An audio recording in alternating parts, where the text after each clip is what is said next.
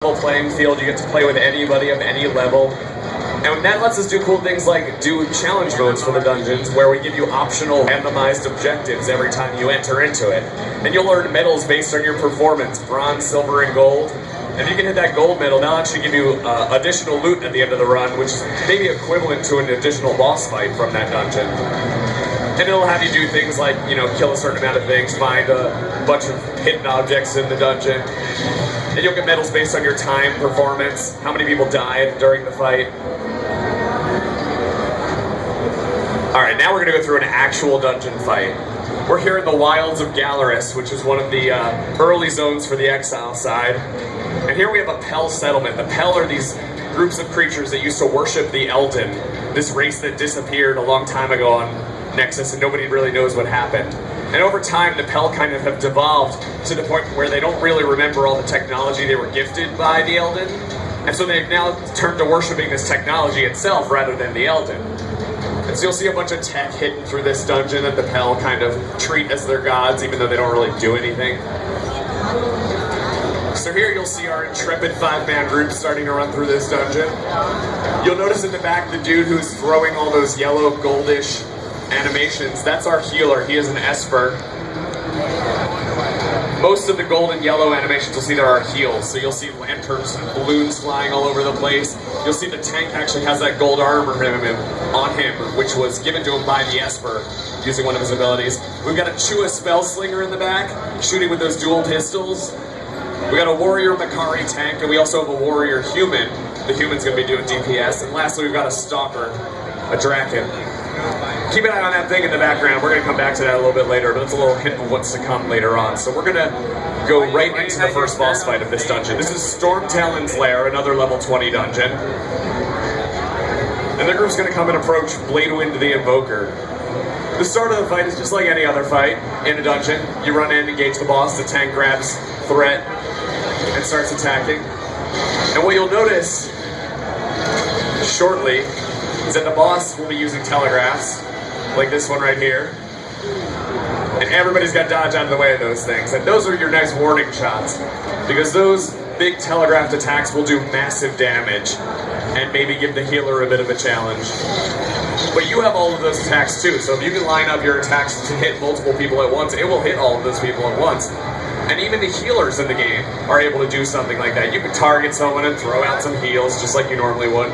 Or you can actually have line attack heals or area of effect heals. And so you'll actually need to work with your group to position them in the proper way so they can heal as many of you at the same time as they can. So the group's headed to the second phase of this fight, which is that these Pell all around the edge are now making the boss invincible, and so they need to burn down all of these guys on the sides. But as they do that, Bladewind is targeting the players with these telegraphs, which actually track the player, as you can see. And so if you get targeted, you need to run out of the way, place it somewhere out of the way, and then get out there at the very last second. And while they're killing these small little Pell, the boss is also summoning these blue sparks that are going to start floating around the room. You can see one in the background there.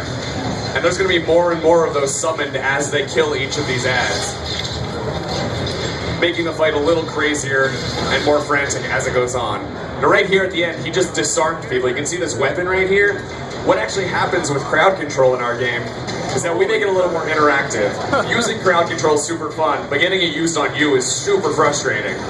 And so when we do something like disarm you, yes, you can't use your abilities for a couple seconds, and you can wait it out until it wears off. Or we actually throw your weapon out in the world, and you can run and pick it up. And if you can get to it faster, it'll cut that crowd control's time off, and you'll be able to immediately jump right back in. So we want you to always have something to do when you get crowd control. If you get stunned, you can slam your head on the F key as fast as possible to break out of that stun early. If you get blinded, we'll actually cover up most of your screen with an effect that you can kind of squint and see through, but it'll be really tough to actually target and hit anyone. And so now we're reaching the final phase of this fight. You can see these giant telegraphs, which if you can't get out of, you're going to get knocked down. We've got those sparks that are still flying around. He's still targeting individual players with telegraphs. So a lot of crazy stuff going on as the fight wraps up. And he is down.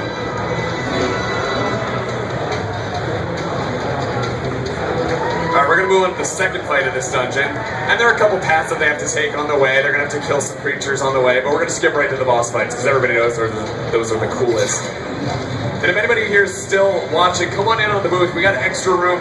I don't want you guys blocking the aisle. The enforcers don't like it, and we like keeping our enforcers happy. Thank you. So the group's going to engage on Ethros. This is a winged elemental. You might see around the edges of the room there are some tornadoes just hanging out there.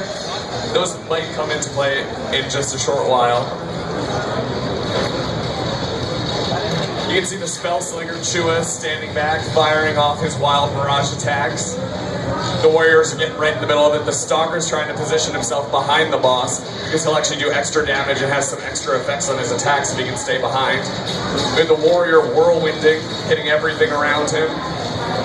And Ethros is now going to break apart into 3 little mini Ethroses. I don't know what their actual name is. I don't know if that is a mini Ethride. I don't know.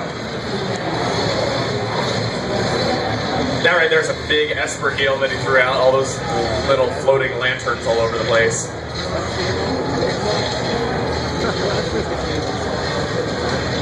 And the warrior's going to finish them off with a whirlwind, take off that third guy, and now we get to the really fun part of the fight.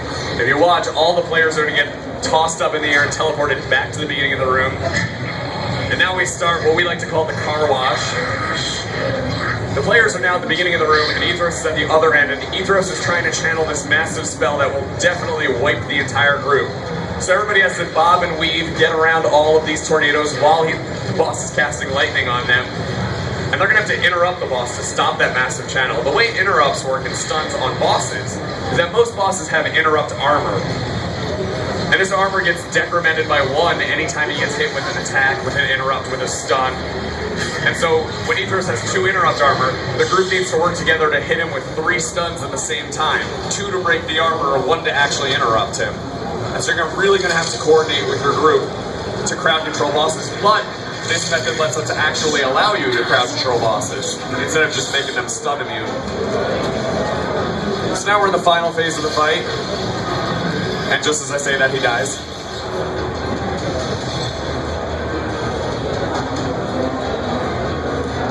Alright, now we're going to get to the real meat of this battle. This is the final boss of Stormtalon's dungeon. The group heads up the last hill. And here you'll see this, which you might have noticed at the beginning of the dungeon run. Some sort of weird incubator thing. And here we've got a Thundercall High Priest, who is ready to face the group in battle. He is completely covered in this lightning energy, ready to fight them, and the tank moves in to engage. Oh god, what's happening? Oh man, this has never happened before. This totally didn't happen the other 3 days we showed this. Oh man, it's Stormtalon is birthed from the incubator in all kinds of weird goo. And the priest sacrifices himself. So now the group's gonna go in and fight Stormtalon. You're gonna see a couple different things with telegraphs in this fight. Our system that we built has allowed for a lot of flexibility with the way telegraphs actually work. You see the circles, the cones, the lines. We can also do really cool, like, dynamic moving telegraphs. You'll see now he's casting one that actually is going to close in on the entire group, but the group's actually going to interrupt it right here before it actually closes into the whole room. But it would have stayed in the entire room unless the group could have coordinated their attacks. So you really are going to need to communicate to be able to defeat these bosses.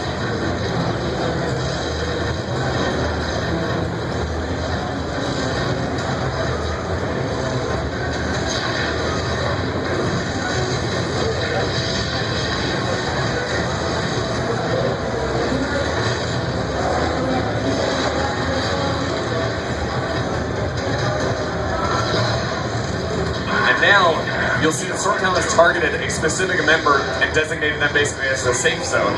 And so that person, everybody needs to gather around, but at the same time, that same person he's targeting, he's also throwing individual circle telegraphs on. So the player has to keep moving that safe zone. Everybody else has to stay with him. That's going to happen a couple more times during this fight. And you might notice the Chua getting left behind a couple times because whoever was playing it was really slow. I swear it wasn't me. Vitamin B.